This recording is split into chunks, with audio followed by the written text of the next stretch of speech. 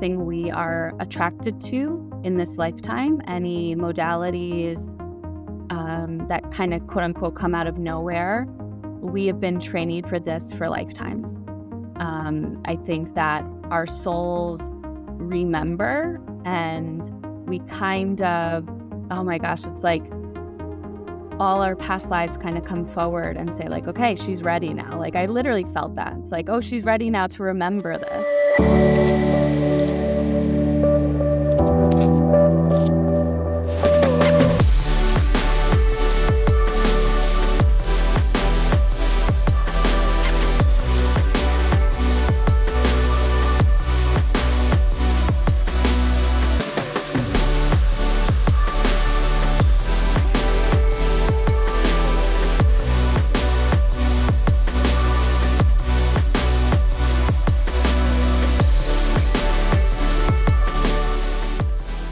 Welcome to another episode of Awaken Now What? I'm your host, JR. And I'm your co-host, Helen. This is the podcast that illuminates your spiritual awakening and ascension.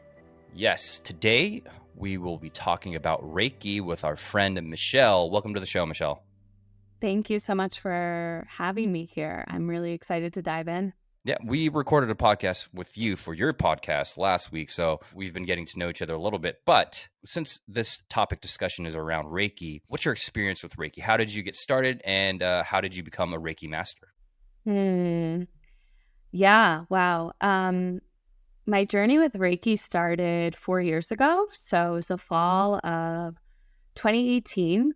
I had just moved from New York to San Francisco. I was New York born and raised, and it was the first time I really moved away and uprooted my life, and it initiated my awakening. So Reiki kind of found me.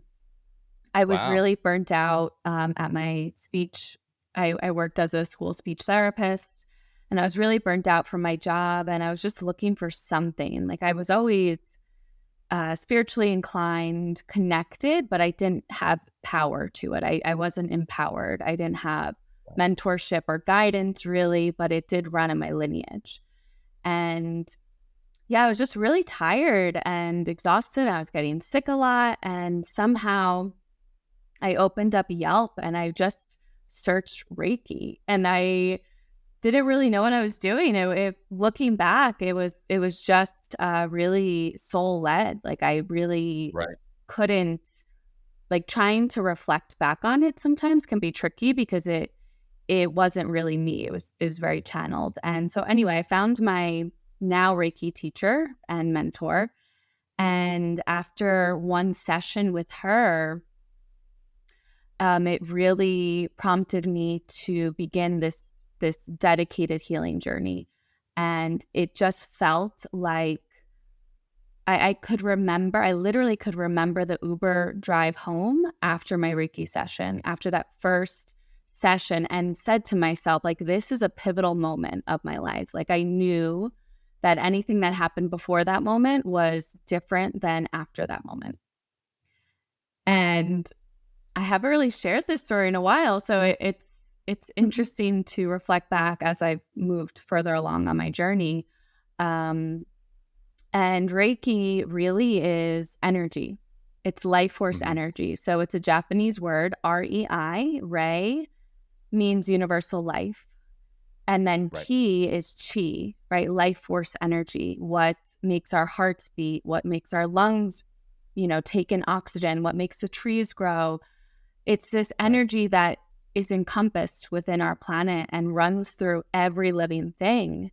And unfortunately, we live in a society where we aren't connected to our chi anymore, right? We are stressed. We are overrun by our minds. We're just, it's almost like taking off these layers, right? It's like our soul is deep down in there, and Reiki, when you have a Reiki session, it lifts these layers. You feel lighter. I always say I want to take before and after photos of my clients because you can feel their aura. You can see their aura shift after a session. Right. And you mentioned Reiki is just like this life force energy within us. I watched a video that described the immense electricity within our bodies. So each cell, the video stated that each cell contains 0.07 millivolts of electricity. And we have 35 billion cells, right? So when you multiply that, you get 35 billion billion volts of Wow. electricity running through our bodies. And it began to state that we are literally walking nuclear explosions. And this is the energy that Reiki comes from. So when you know how to extract that energy and channel it into healing powers, that is some powerful, powerful stuff. Oh, it's mind blowing. How did you learn to master and channel this energy correctly? That's a great question. So I will preface that my belief is that anything we are attracted to in this lifetime, any modalities that kind of quote unquote come out of nowhere, we have been training for this for lifetimes. I think that our souls remember, and we kind of, oh my gosh, it's like all our past lives kind of come forward and say like, okay, she's ready now. Like I literally felt that. It's like, oh, she's ready now to remember this. So after that initial Reiki session, I mean, during the session, right, as I'm going over what my Reiki teacher found and all these things, I knew I was going to learn it. Like I'm that kind of person where if I love something, I'm like, let me dive in, let me dive deep. And I love teaching. So 2 months later, I think I got the session January. So it'll be 4 years in January that I learned Reiki. January I started Reiki level 1. So it's really, it's a lecture, it's hands-on, it's also learning energy and discernment, right? So the three of us connecting right now, we're exchanging energy. And it taught me so much about my sensitivity to energy and how much has my life been manipulated almost in a way of me not knowing my own energy, kind of what you said, right? Like we are these nuclear explosions walking around. Nuclear explosions. That is insane. That's insane. Right? That just hammers home the idea that how someone can be super sensitive to energy, because that makes sense. Helen is super sensitive to energies. My girlfriend is super sensitive to energies. So it really just hammers home that idea.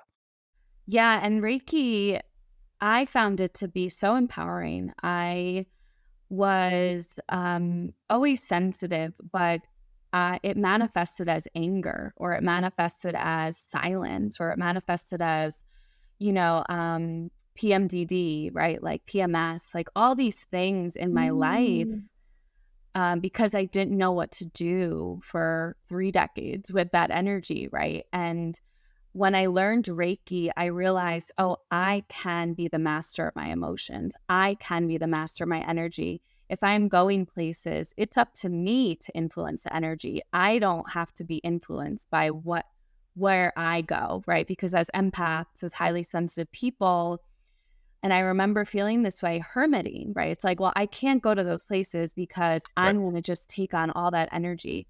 But it's flipping the script and saying, no, I'm empowered and I get to influence and I get to be the one who's the magnifier.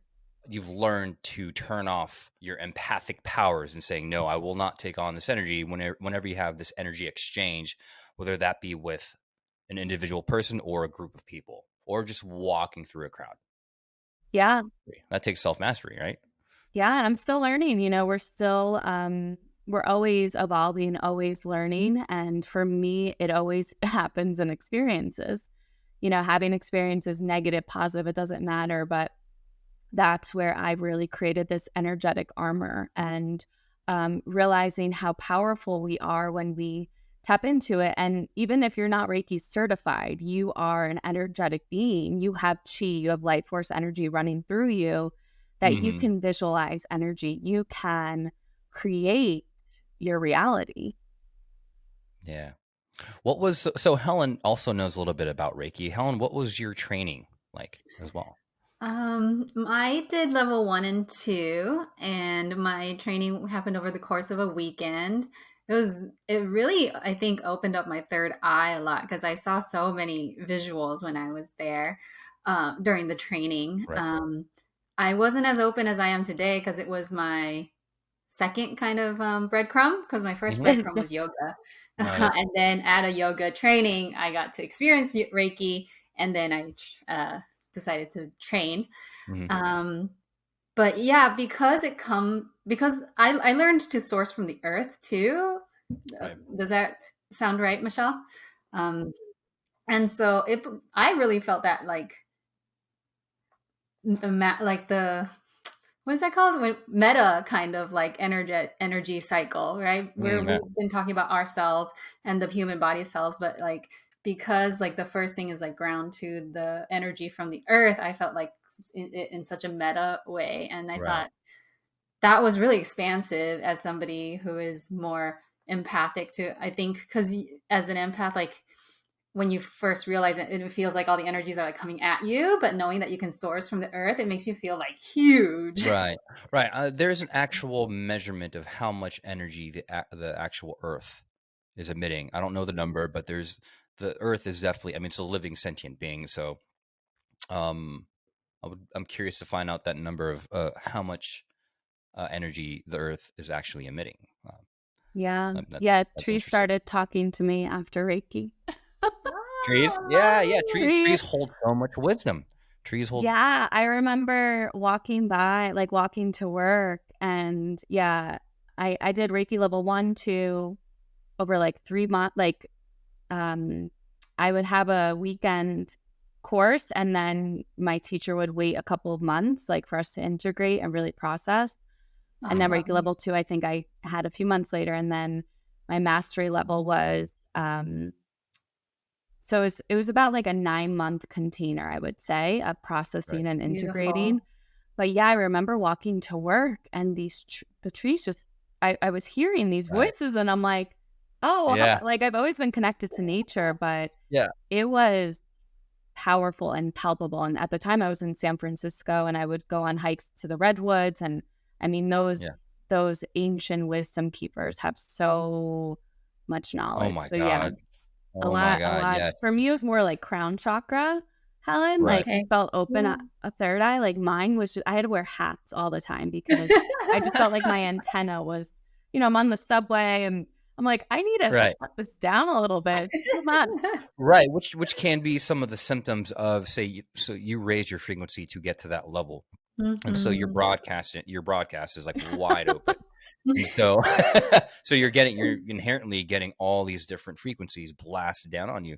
So, what are some of the methods that you use to kind of block out the noise and focus and hone in on your own energy? So that time of my life was, spiritual awakening, dark night. It was a lot of shedding, and I was meditating an hour before work, an hour when I got home.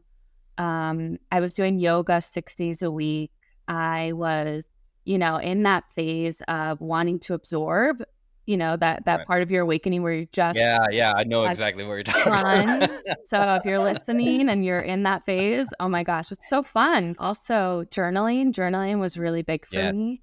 I would get all these downloads, or even just, releasing healing, like releasing traumas, just giving myself that space to integrate and to process. Also, living in a big city at the time, I would do protection rituals. So Mhm. before going out to work Right. every day, I would visualize myself in a bubble or like a fox cloak, and like really create this Mm. energy around myself, so that, and then when I would get home as well, clearing the energy. But yeah, my office was, I would have crystals around. I would like have essential oils. It was Yeah. very protected. And that's what's amazing about Reiki, is that you can utilize it anywhere, anytime. This is okay. This I remember now at work. I would have some very high level meetings with parents, or, very high stress meetings. And I remember Mhm. early morning, getting into work super early and going into the conference rooms before big meetings and clearing the energy, doing my Reiki, doing all these things and setting an intention that everyone would feel at peace and calm and connected. And I swear those meetings were the ones that really just everyone gelled well and everyone stayed calm. And I would say to myself, wow, this is so powerful. We are such powerful, energetic beings. So it gave me this empowerment, and it's taking back the power. It's taking back your power. That's really what Reiki did for me. Oh. Right. So did you begin to notice that you became healthier right after your Reiki training? Yeah, I was already, and I'm not an advocate of everyone should be vegan. I truly believe you get to listen intuitively to your body. But for me, Right. I was vegetarian for 15, 20 years. And then once I moved to San Francisco, I became vegan. But yeah, I noticed my skin changing. I noticed just feeling lighter and feeling more at peace in my life, and with not having to know what was going to happen, or there was less stress in my life. Thinking back to pre-Reiki 4 years ago and my mind now, I'm wow, I've cleared so much of that inner critic. I've cleared so much of that critical voice, that anxiety, and I still have bouts of mental health issues. Of course, we're human, we're here for a reason to feel everything. Right. And at the same time, learning Reiki made life, healthier, more manageable. Realizing that, being able to see that higher perspective in every situation, every experience, that everything is so super connected. Right. Yeah. It reminds me that when one person in a room has the intention and frequency of love, that amount of power in that energy can Right. uplift, everyone. And You could so, feel it. You could feel it, right? And when you walk in a yeah. room, just the same thing when there's drama in a room where the tension is so thick, right? When you walk into a room, you can feel it. It's palpable. And I keep going back to that, we're walking nuclear explosions and we can feel everything. I love it. We can feel everything. What about you, Helen? Did you notice your health getting better after your Reiki training? After my training, after that weekend, I noticed, so again, because it was my third eye that got online. I had more vivid dreams. I remember, I think I was also drawing more just because it was so much of the colors and stuff being downloaded. So less body stuff for me. And I think it was more in the spirit, heart part to clear. Yeah. So did you work on any clients during your training? Did you have any guinea pigs to work on? Yeah. So Reiki level 1, for those listening who are interested, Reiki level 1 is really for yourself, right? It's for you. It's for your self-healing. And when I teach it, I recommend a few months and also a 21-day journey with yourself to do Reiki on yourself and really sit with yourself, because as healers, as empaths, as highly sensitive people, we just want to learn things and then help everyone else, right? We want to learn things and help everyone heal, save the world. But we can't do anything unless we're working on ourselves. So Reiki level 2, this was about 5 months after Reiki level 1.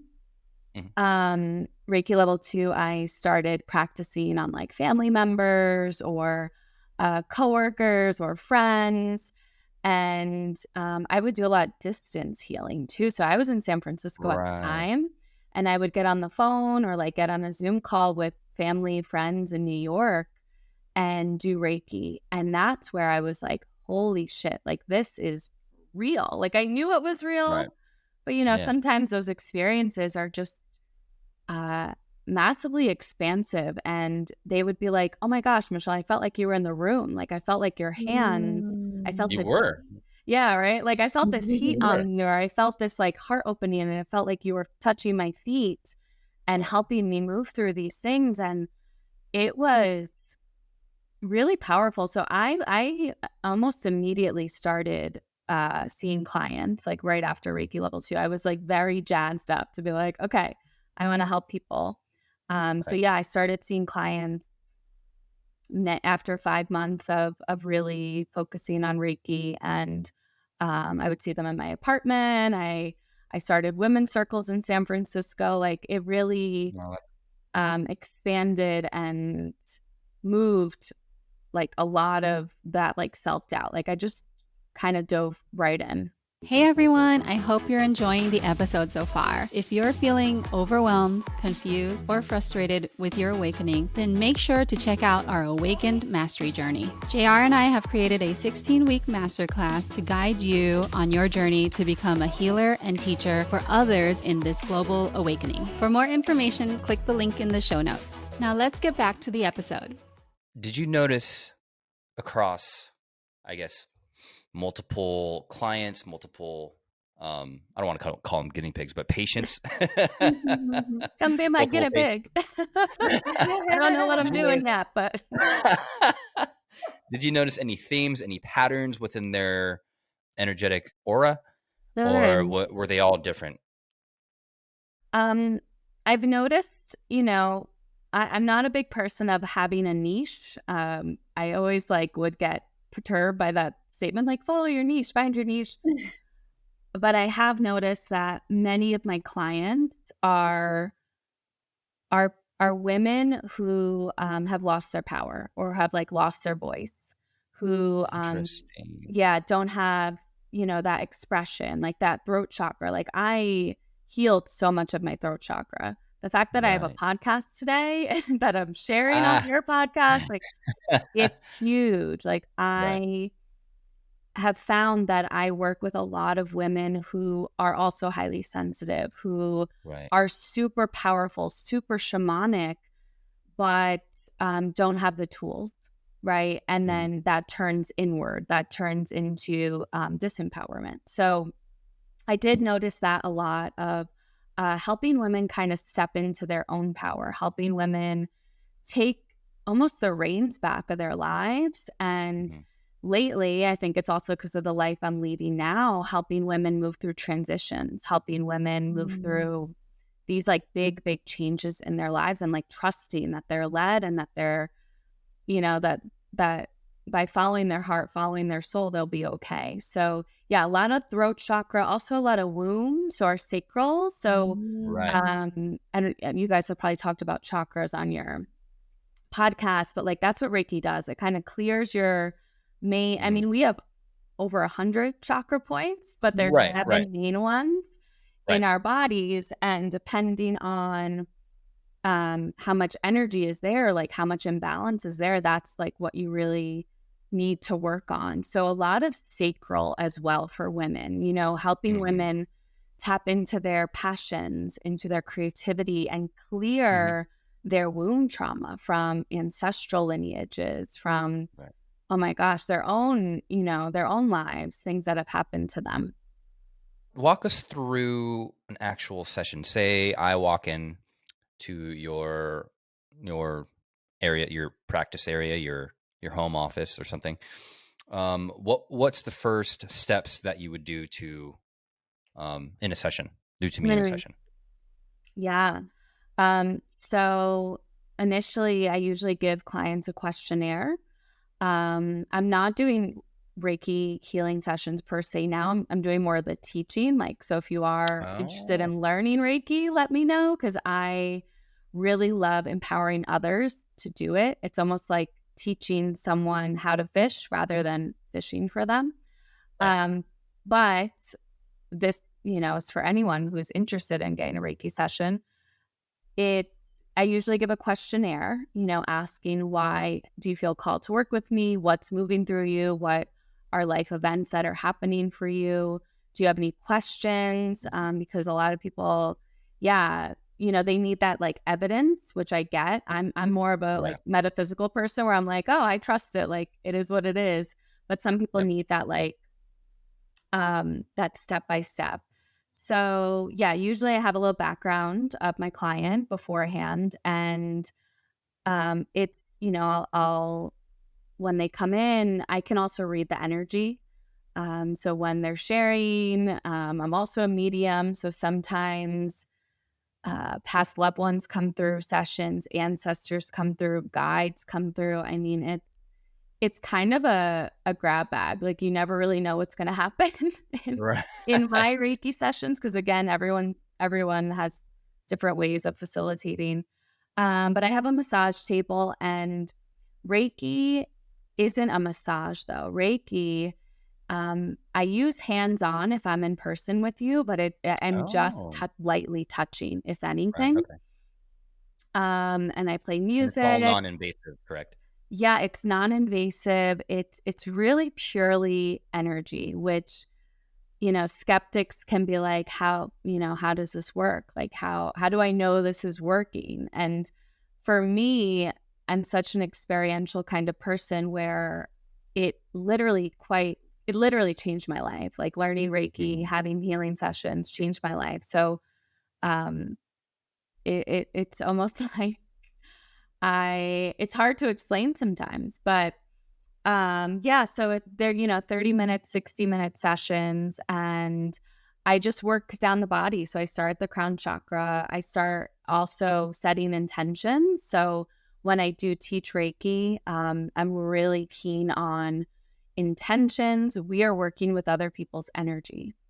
Working Yeah. with someone's energy field is the most intimate way you can work with them, and it's not to be taken Right. lightly. So much responsibility. So much It's responsibility behind that, It's right? so huge, and I get very firm with my students because I'm huge on asking for permission. I can't just walk around and like be sending Reiki to everyone out on the street. Like, that's not ethical.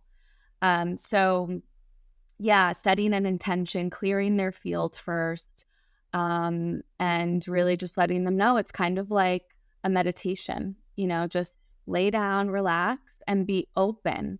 Just be open to anything that's coming through. I have clients that will see things during a session, or they'll feel things, because we all experience spirit, we all experience extrasensory things very differently.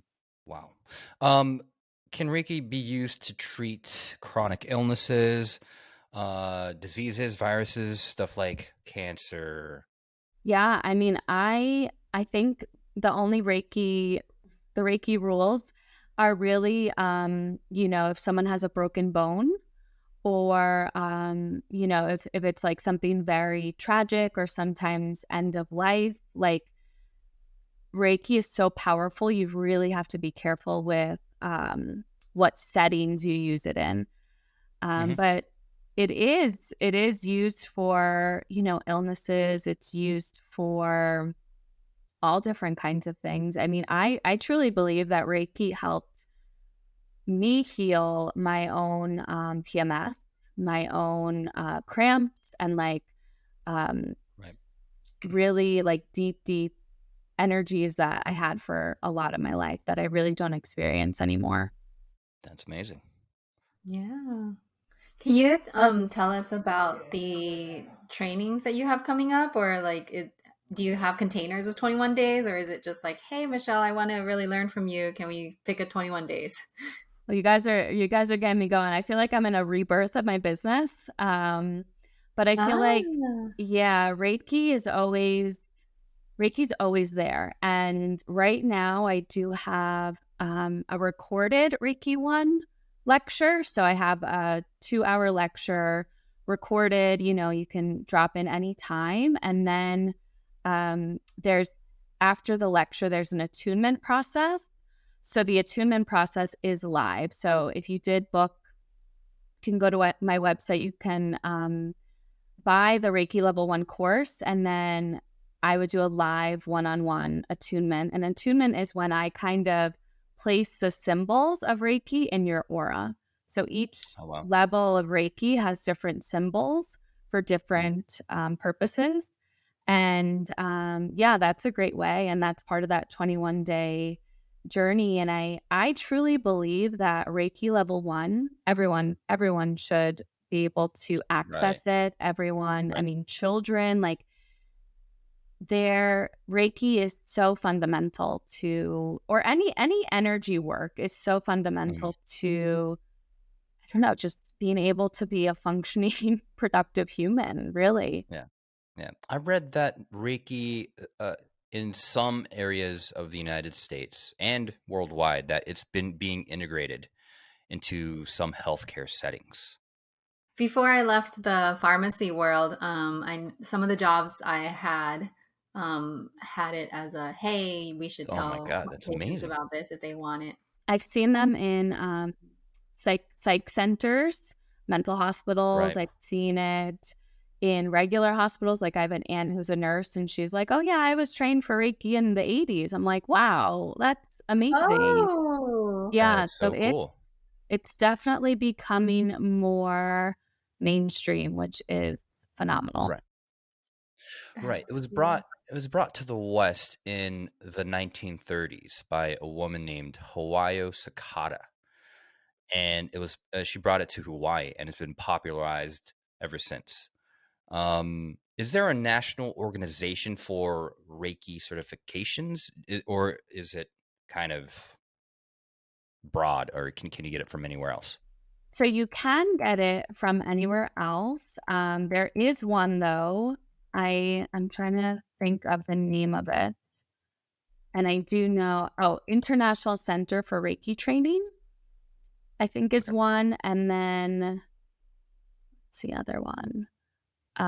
International Association of Reiki Professionals. So yeah, Right. there's a lot of different places. I was trained just from my mentor in San Francisco. But yeah, there are definitely many different places, and I feel like every place, every person is so different, right? Mhm. Everyone's bringing their own um, essence to it. Mhm. Has the teaching of Reiki evolved, or has it somewhat stayed the same in its practice um, through its origin? That's a good question. I feel like it's the foundation of it is the same, but I think due to the fact that um, many different people can train, can be taught it, that Right. there are different things that can happen. Like, even my mentor, she created a symbol, like she got Uh, downloaded a Reiki right. symbol. Oh, So I So it's learned her definitely evolving. Yeah. symbol. So yeah, I think it's beautiful because the foundation is there, but it lends itself to creativity and the openness of our Right. channel when we are attuned to Reiki. Yeah. I remember the Ascension episode, Helen. We talked about our first Reiki sessions. I had my first Reiki session back in 2017. And at the time, I had no clue what it was. I didn't know what it did. I didn't know what it was used to treat. And after the session, uh, I remember I was just really, really angry, really angry.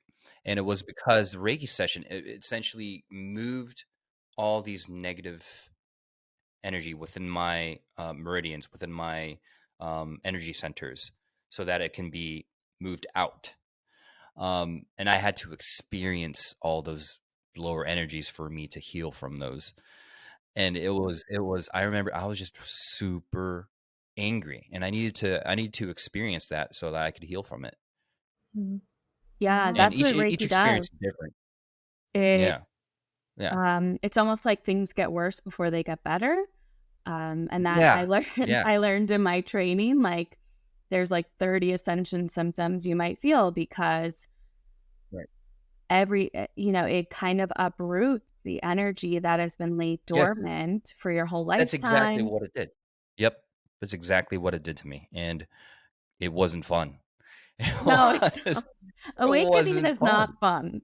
No. Sometimes it can be fun. Sometimes it is. It's Actually, a no, wild ride. it is a wild ride. My girlfriend woke up recently, and hers was super subtle. It was like, oh, wow, we're all connected. We're all one. I'm like, yeah. She's like, okay, cool. I'm like, oh my God. Well, yeah, the unique experiences that vary from individual to individual. It's amazing. It's amazing.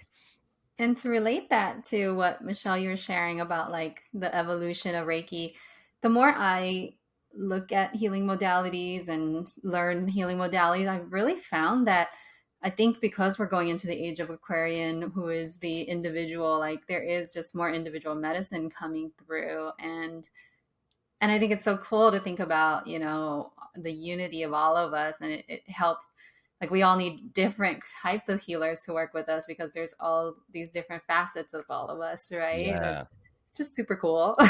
Yeah. That's why the 21-day journey is something that I cultivated for my own students, because I found it to be, it's kind of like you'll learn Reiki and then you're like off on your own. And it's like, well, I don't like, how do I integrate this? Like what's happening? What's next? And I think sitting with yourself every day for 3 weeks and like practicing and just learning, even like just learning to be with that energy, you know, it's innate in us, but we're so closed off to it because of all these distractions and external stimuli just in present day living. Yeah. Yeah. I want to do it with you. Look out for me on your attunement schedule. Yeah, I mean, so I feel because I've been doing it for 4 years, the last, I would say, year and a half has really shifted my way of working with clients. So I feel like Reiki is just embodied in me, integrated into me, that I'm sure, Helen, you feel the same, that when I do coaching sessions with clients, I'm immediately, you know, working with their energy or saying like, hey, I'm noticing this, or I'm feeling this. Have you done this before? So I don't necessarily do Reiki sessions, quote unquote, but it's all part of it. It's all part of it. It's all part of it. Yeah. I love that you brought that up because I have been noticing kind of those shifts, and it is just as more of the medicine gets integrated and it opens up space for some new learning, new skill. And yeah, just a fun, that part is fun. Yeah. That part is fun. And then just teaching, when I decided to start teaching it, I think it was around 2 years ago. And I've taught over 50 students Reiki, and it's Awesome. things that for me was more rewarding because it's a ripple effect we've talked about prior, right? It's like I'm teaching someone else how to fish, and then they're going to go out and help others. And I haven't done my Reiki Mastery certification, but I think that might be coming too, because I don't know. I want people to be able to experience this and learn it themselves. I think that's number one. Teachers, mentors, guides, coaches are great to have. And at the same time, learning our own energy and learning how to empower ourselves and heal ourselves is phenomenal. That is the main takeaway, is to empower ourselves and to heal ourselves. Yeah. And all it is a choice. And all it takes is willingness. Yeah. That's the now what portion, everybody. That's now what? I was about to ask the now what, but that's the now what, right? It was. I really like the way you guys both put it. Yeah. And awesome. Michelle's heart was in it so many times throughout the episode. So it was great.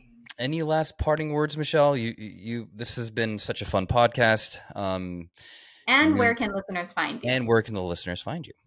Oh, yeah. So thank you both for having me. I've loved getting to know you guys and chatting and speaking about the origin of my own awakening. It's kind of trippy to think about and talk about, but you can find me at Michelle the Mystic on Instagram, and all my links are there. And I'm also host of Soul Over Matter podcast. Thank you so much, Michelle, for joining us today. For more Reiki healing tips and discussion, please join our chat on Discord. You can find that in the show notes. Thank you for listening. I'm JR. And I'm Helen. Till next time, everyone. Till next time. See you guys.